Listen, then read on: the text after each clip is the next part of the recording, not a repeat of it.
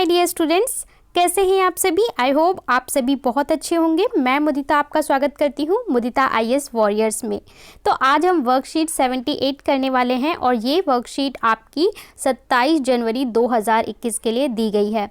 हमारा last worksheet में एक नया चैप्टर शुरू किया गया था हिंदी में, पार्ट रीढ़ की हड्डी। ये बहुत ही इंटरेस्टिंग चैप्टर है, एकांकी है और बहुत ही अच्छे तरीके से लेखक ने समाज की जो एक रूढ़िवादी मानसिकता है स्त्रियों के प्रति, उसको दिखाने का प्रयास किया है।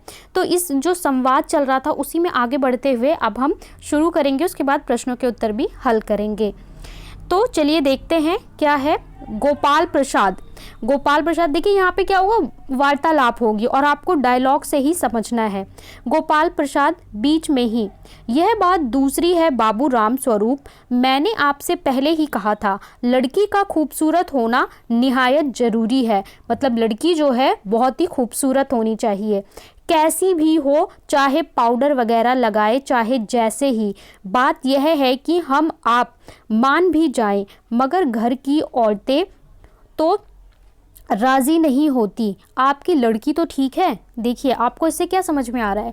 गोपाल प्रसाद ये पूछ रहे हैं, गोपाल प्रसाद राम स्वरूप से कि भाई लड़की देखने वाले हैं ये इनकी, तो लड़की जो है वो कैसी है, सुंदर होनी चाहिए। क्या बस सुंदर, और सुंदर किस, ये दिखावेपने की बात कर रहे हैं, ठीक है। चाहे कैसे भी सुंदर हो लेकिन खूबसूरत हो, सुंदर हो, ऐसी उनको लड़की चाहिए। और पूछ रहे हैं कि क्या आपकी तो ठीक है। अब देखिए राम स्वरूप जो हैं, हमने इनका परिचय देखा था पिछले जो वर्कशीट थी उसमें। ये कह रहे हैं जी हाँ, वह तो अभी आप देख लीजिएगा। मतलब अभी जब आप लड़की देखेंगे तब आप देख लेना मेरी बेटी कैसी है। गोपाल प्रसाद देखना क्या, जब आपसे इतनी बातचीत हो चुकी तब तो यह रस्म ही समझिए। मतलब देखना तो बस एक नाम मात्र है, हम सीधा रस्म ही करेंगे, ठीक है। मतलब एक सुंदर लड़की चाहिए। राम स्वरूप हाँ हाँ, यह तो आपका मेरे ऊपर भारी एहसान है कि आप मतलब लड़की देखेंगे हमारी। तो हमारी सोसाइटी में एक मानसिकता है कि जो जिसकी पुत्री होती है अगर वो विवाह के लिए जाते हैं तो उसको ये माना जाता है कि आप हमेशा झुक के रहिए, ठीक है, कि आप कुछ मतलब आपने कुछ गलत किया है, इस तरीके से उनको दर्शाया जाता है। और जो पुत्र वाला भाग होता है, मतलब जिसका पुत्र है, वो वाले जो भाग होते हैं उनको ऊंचा दिखाया जाता है समाज में। ये पता नहीं कहाँ से मानसिकता जन्म ले चुकी है और चली आ रही है। गोपाल प्रसाद और जावता तो मित्र ही क्या होगा। इसके बाद दोनों की वार्तालाप होते होते अब राम स्वरूप जी जापचे का मिलना क्या मुश्किल बात है।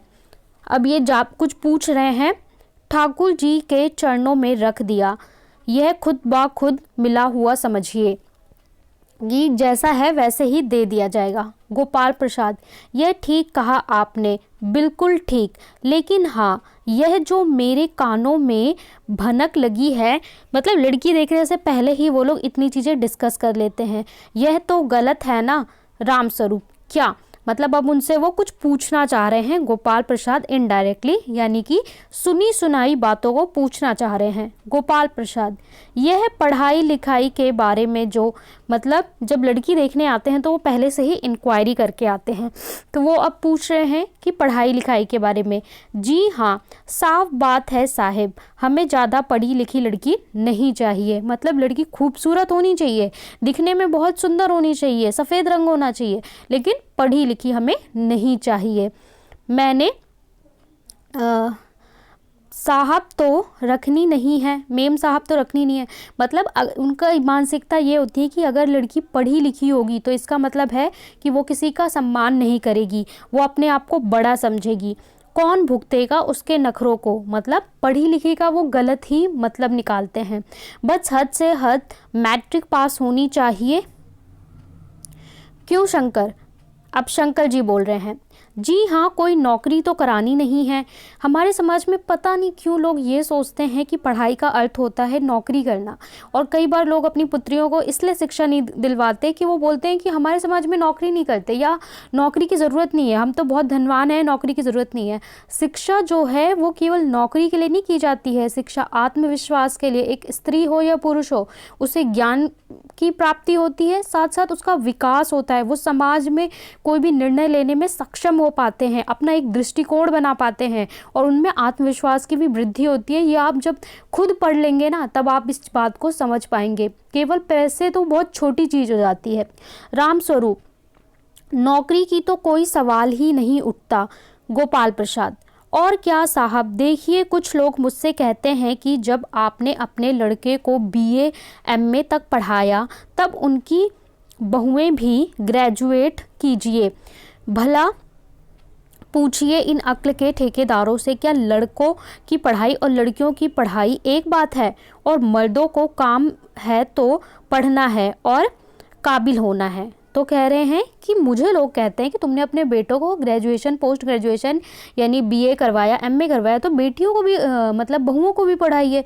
तो वो जो गोपाल प्रसाद है जो देखने आया है, वो क्या कह रहा है, नहीं नहीं ऐसा नहीं होना चाहिए, ये तो गलत बात है। लड़कों को तो नौकरी करनी होती है, काम करना होता है, लड़की बहुएं उनके बराबर थोड़ी करेंगी।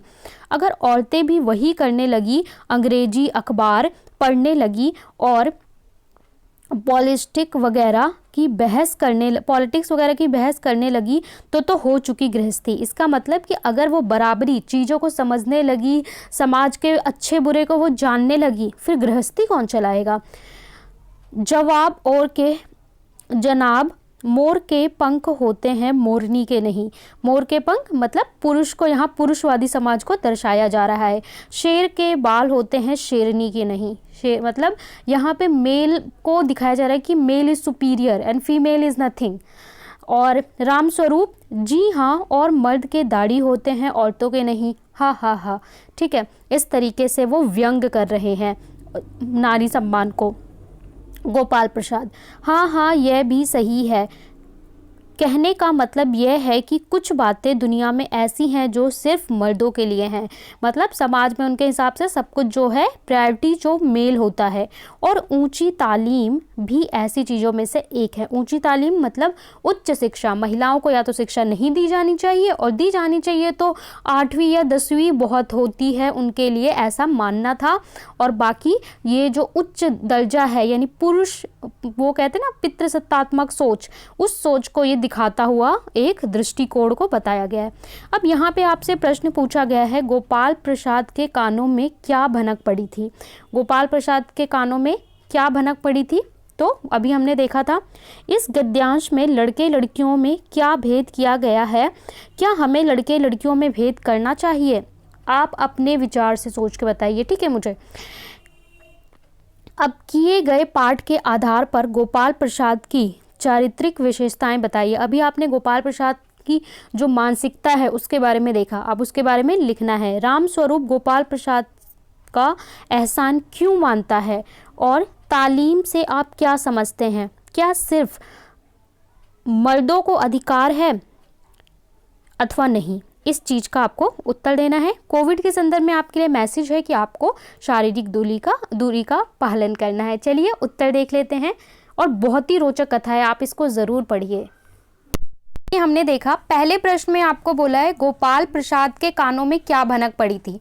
यहाँ हमने संवाद पढ़ा था, वार्तालाप पढ़ा था, तो वो किसकी बात कर रहे थे? पढ़ाई लिखाई की बात। तो गोपाल प्रसाद के कानों में राम स्वरूप की पुत्री के पढ़े लिखे होने की भनक पड़ी थी, इसलिए वो क्या कर रहे थे? कंफर्म कर रहे थे कि भाई हम, मेरे कानों में खबर पड़ी है, हमें तो पढ़ी लिखी लड़की नहीं चाहिए। तो वो अपना जरिया अपना बता रहे थे कि हमें पढ़ी लिखी लड़की नहीं चाहिए। मतलब कहीं से उन्होंने सुना होगा कि राम स्वरूप की जो पुत्री है वो पढ़ी लिखी है, तो उसी को वो कंफर्म करना चाह रहे थे। तो ये उत्तर नंबर 1 हो गया। दूसरे प्रश्न में आपसे क्या बोला गया है? इस गद्यांश में लड़के लड़कियों क्या भेद किया गया है? लड़के लड़कियों में क्या हमें लड़के लड़कियों में भेद करना चाहिए? भेद मतलब होता है अंतर, डिफरेंस करना चाहिए। तो पहले उत्तर का देखते हैं। इस प्रश्न के 2 भाग है, 1 और 2। पहले का उत्तर होगा, इस गद्यांश में लड़के और लड़कियों में ऊंची तालीम ग्रहण करने को लेकर भेद किया गया है। ये बोला गया है कि लड़के ही केवल उच्च शिक्षा प्राप्त कर सकते हैं क्योंकि लड़के सर्वोत्तम होते हैं और लड़कियों को उच्च शिक्षा ग्रहण करने का कोई अधिकार नहीं है। इस पाठ में ये बताया जा रहा है कि समाज में महिलाओं को उच्च शिक्षा ग्रहण करने का अधिकार नहीं है। दूसरा बोला गया है, आपको क्या लगता है, क्या लड़के लड़कियों में भेद किया जाना चाहिए? नहीं, हमें लगता है लड़के लड़कियों में भेद नहीं करना चाहिए क्योंकि दोनों ही समाज में बराबरी का अधिकार रखते हैं। ठीक है, तो ये आपका उत्तर हो जाता है 2। आगे देख लेते हैं।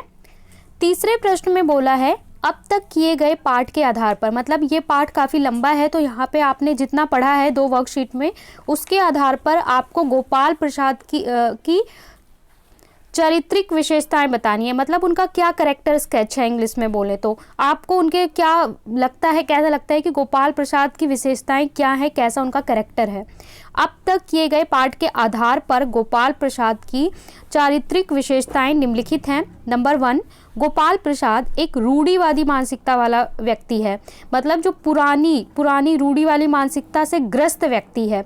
जो उसने पहले ही बोला था कि लड़की सुंदर होनी चाहिए, सफ़ेद होनी चाहिए, भले क्रीम पाउडर लगा के ही सुंदर हो पर सुंदर हो। ठीक है। दूसरा क्या है, गोपाल प्रसाद दिखावे में यकीन रखने वाला है कि मतलब उसे केवल दिखावा पसंद है, ना कि वास्तविकता। गोपाल प्रसाद के अनुसार स्त्रियों को द्वितीय श्रेणी में रखा जाना चाहिए तथा पुरुषों को उच्च प्राथमिकता दी जानी चाहिए। तो ये हमें पता चलता है आज के गद्यांश से। अगले प्रश्न में आपसे बोला है, राम स्वरूप गोपाल प्रसाद का एहसान क्यों मानता है? राम स्वरूप गोपाल प्रसाद का एहसान इसलिए मानता है क्योंकि गोपाल प्रसाद अपने पुत्र के विवाह का रिश्ता राम स्वरूप की पुत्री से करवाने वाला था।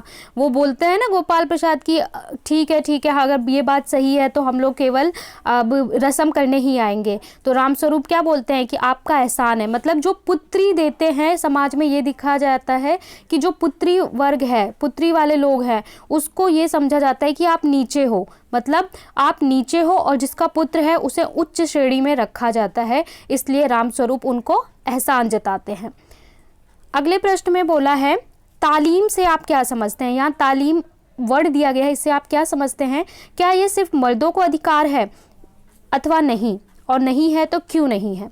तो तालीम का अर्थ होता है उच्च शिक्षा ग्रहण करना। इंग्लिश में अगर आप बोलें तो इसे हायर एजुकेशन, हायर एजुकेशन को हम क्या बोलते हैं? तालीम। आगे इसमें बोला है कि क्या ये सिर्फ मर्दों को अधिकार होना चाहिए, मतलब केवल पुरुषों को अधिकार होना चाहिए? तो नहीं, उच्च शिक्षा ग्रहण करना केवल मर्दों का अधिकार नहीं है क्योंकि समाज में महिला एवं पुरुष दोनों ही बराबरी का अधिकार रखते हैं। और अगर हम इसे संस्कृति से बोले तो संस्कृति में भी, हमारी संस्कृति में ऐसा नहीं कहा गया कि नहीं होना चाहिए। और अगर हम आज के वर्तमान परिदृश्य में बात करें तो हमारे मौलिक अधिकार भी यही बताते हैं कि सभी को शिक्षा ग्रहण करने का समान अधिकार है। अगर आप फंडामेंटल राइट्स पढ़ेंगे, मौलिक अधिकार पढ़ेंगे, तो वहाँ पे भी यही बताया जाता है। तो यहाँ पे कंप्लीट होती है हमारी वर्कशीट नंबर 78। आपको वीडियो को लाइक, शेयर और चैनल को सब्सक्राइब ज़रूर ही करना है। साथ ही आपको ये बताना है कि गोपाल प्रसाद, जो गोपाल प्रसाद हैं वो कौन है? इस प्रश्न में आपको उत्तर देना है, गोपाल प्रसाद कौन है? ठीक है। या फिर आप इसका उत्तर इस तरीके से दे सकते हैं कि गोपाल प्रसाद और राम स्वरूप के बीच में क्या संबंध होने वाला है? ये उत्तर आपको कमेंट में लिख के बताना है।